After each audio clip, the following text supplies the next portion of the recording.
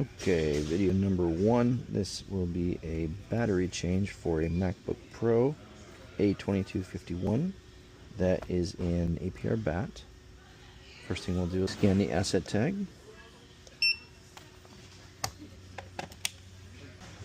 And this comes up as an Apple laptop 2289 with Apple SSD, warm palm rest, bad battery, scratched in case, so it's in APR BAT right here. Because of the bad battery, so we're going to go ahead and power it up and test it just to make sure it powers on. I do this just to make sure. It says bad battery, but it's actually a motherboard issue or a screen issue that's not powering on. Now that the computer is powered on, I can go ahead and repower it off quickly. All I needed to do was to make sure it powered on without the charger put in. And I will flip it over. I've already removed most of these screws, but one good thing to know is that with these they have hinges here and here, so I use a small screwdriver to gently pry towards that just to slide those hinges out. And then get under this thing here. Suction cups work really well for this. Pop it off of the retainers and this opens up. Here are those, go right there and right there. First thing we do is we will unplug the battery, disconnect it so it has no power. Alright, we have here's my screwdriver. So the bits we use for this, since I already have it open, is the P5. The P5 is the outside screws for the back panel. Then we have the P2, just in case we need to do these screws right up top here. Then we have the T3, the Torx 3, the Torx 5, and the Torx 8. The T3 and T5 are for the internal screws, and the T8 is for the hinge screws under these little plastic covers right here. There's 3 hinge screws here, 3 here. So these are the bits that we will use for this. Now that I have it open, I will move past these and go to the T5. That little flex, I'll push that aside, and I will simply disconnect the battery. Move it like that. There's a little hinge. Pry that hinge up, and then I'm able to remove this flex. This is the battery data flex, and I'll remove that screw there, put it over here, make sure that's not in contact, and now the battery is disconnected. What I'll do next is I will remove the battery by removing this metal bracket, screws, and then this has adhesive on the bottom of each of these cells, and I will use a plastic spatula to gently pry in there and cut the adhesive from the battery itself, and then remove the battery out. Move this bracket. We'll move these 2 battery DMS. Where did I put my little black sticks? These are super useful here because you can either use your fingernail or get these up here. This has an adhesive. Gently pull back. This adhesive can be reused, so I just bend this back here. The battery, you'll notice, has a little ridge right here that goes down. It also has another ridge point right in here. So if I just try to shove this in, it will not get, I'll just be pushing against that metal edge. So what I have to do is I have to start here in the corner, slowly wiggle and work, holding up here on the top, and gently wiggling that all the way in, so you'll see it pop out the other side. There it is. I'll move it back.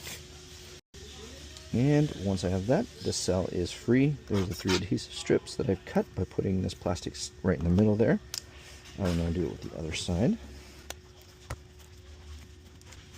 It does take a little bit of force to move that in and out. It's always good to not use too much force. And the surface and the edge of this plastic thing has to be straight. If there's any kind of bent up, or it's messed up, or brutalized like something like this, you do not want to use it. It could scratch the battery and break the black protector and cause a thermal event. This one is a little different because we have to do it from the top, and again with the corner. And again, going all the way in gently, breaking the seal. Isn't it pretty good? Adhesive. Okay. And once that is done, we should be able to simply remove the battery. Now that the battery's out, we're going to put a new one in, and we'll see what kind of... I'll go grab one of those batteries. So I have new batteries, but I also have these batteries that are pulled from machines with a non-working motherboard. So I like to see if these have any battery life in them.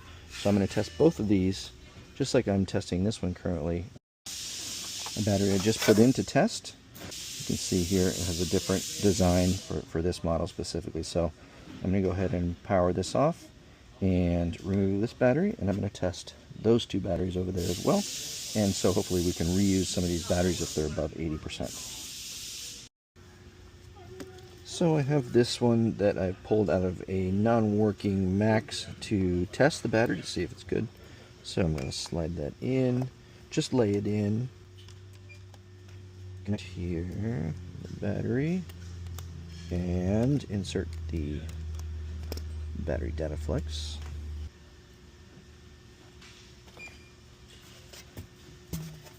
Okay. And we'll connect to power.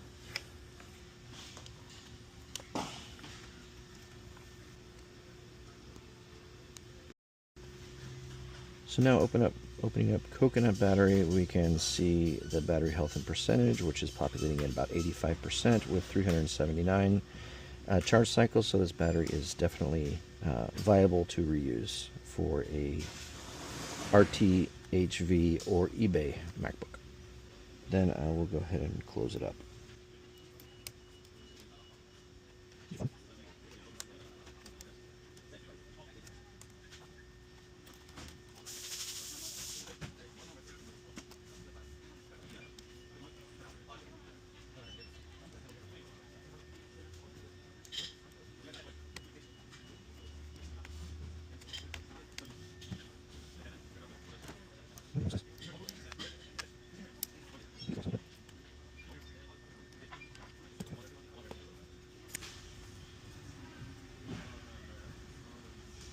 Details. Okay. Just notice that little thing for the audit there at the end. I'll put that in the notes. And put all the screws back in. These are the P5 screws.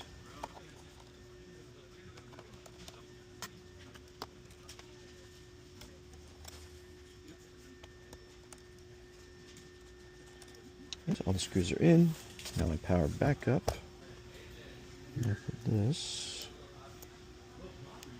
Band battery. Put that new cycle count on there. This one needed some charge. Charge it up, and then we'll go through the audit process.